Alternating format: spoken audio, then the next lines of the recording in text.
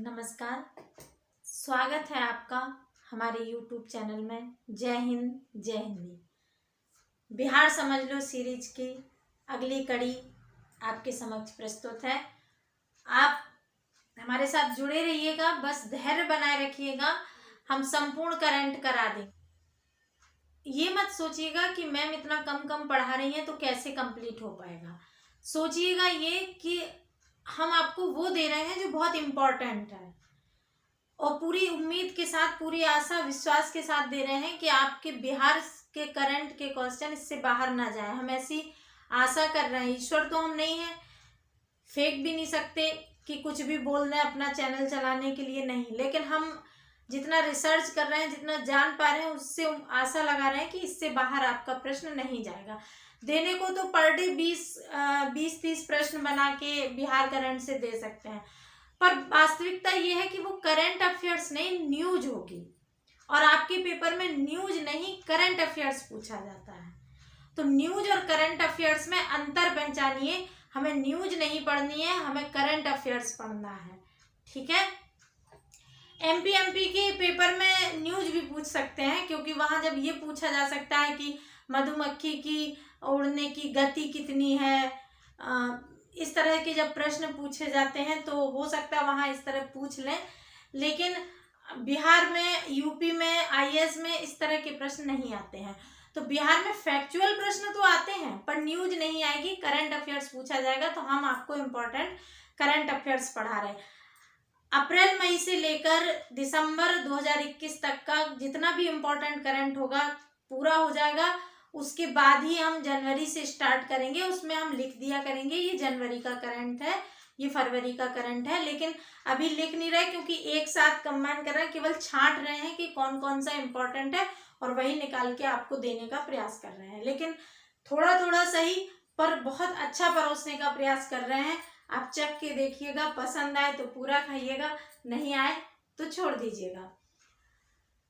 तो अगर आप हमारे साथ नए जुड़े हैं या अभी तक आपने हमारा चैनल सब्सक्राइब नहीं किया है तो प्लीज इसे सब्सक्राइब कर लीजिएगा, बेल आइकन दबा दीजिएगा। और आपको पसंद आए तो इसे लाइक और शेयर भी करें। अपने कमेंट्स रखना मत भूलें।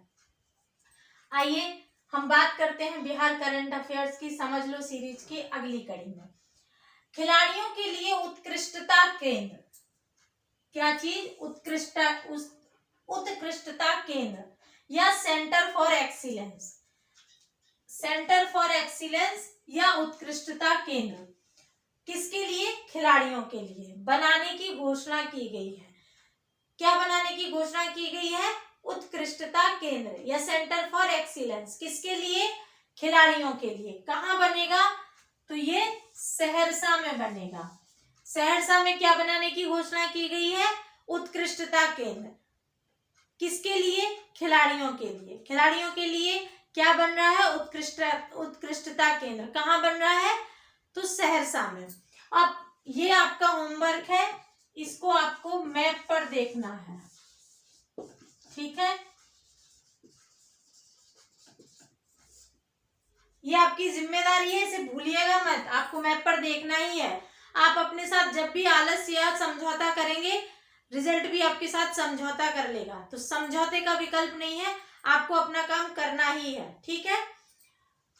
राष्ट्रीय senior national kick boxing championship. कौन सी बॉक्सिंग चैंपियनशिप? Kick boxing. राष्ट्रीय सीनियर नेशनल, सीनियर है, अभी तक जूनियर पढ़ते होंगे, सीनियर नेशनल है। क्या है? Kick boxing championship. राष्ट्रीय senior national kick boxing championship कहाँ आयोजित हुई है? गोवा में आयोजित हुई है। और इसमें गोल्ड मेडल किसने जीता है? प्रशांत पटेल और अभिषेक कुमार ने। हमने ये नहीं लिखा बिहार के प्रशांत पटेल व अभिषेक कुमार, क्योंकि हम बिहार का ही पढ़ा रहे हैं।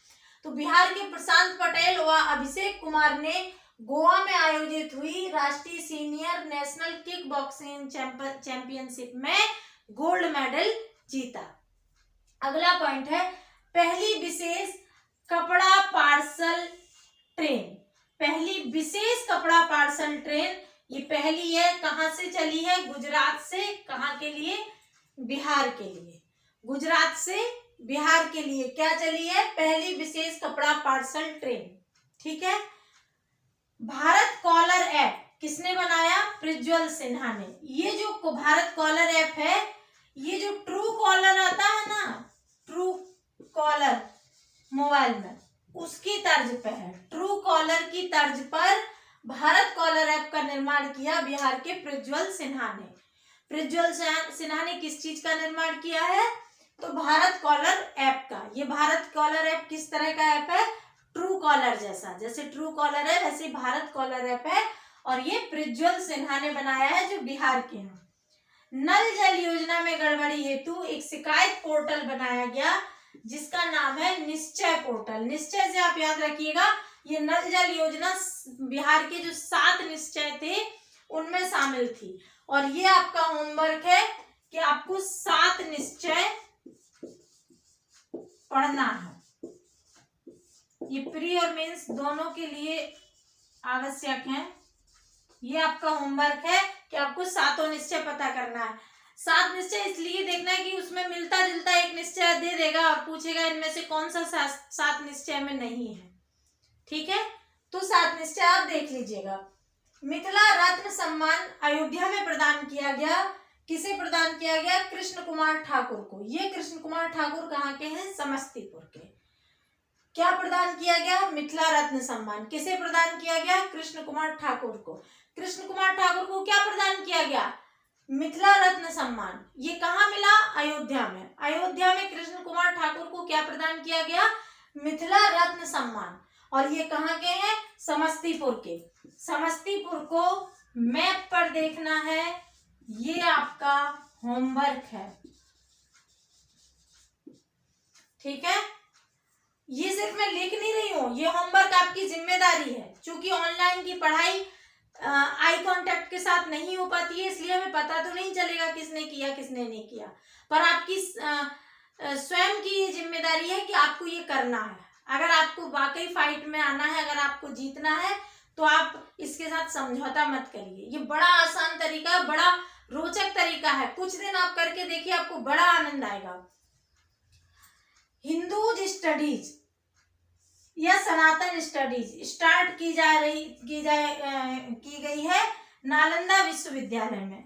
नालंदा विश्वविद्यालय में हिंदू स्टडीज या सनातन स्टडीज की पढ़ाई स्टार्ट की गई है। कब से? 17 जनवरी 2022 से। कब से की गई है? 17 जनवरी 2022 से हिंदू स्टडीज नालंदा विश्वविद्यालय में शुरू की गई। नालंदा विश्वविद्यालय के वर्तमान कुलपति प्रोफेसर सुनैना सिंह है। वर्तमान की कुलपति कौन है? प्रोफेसर सुनैना सिंह है।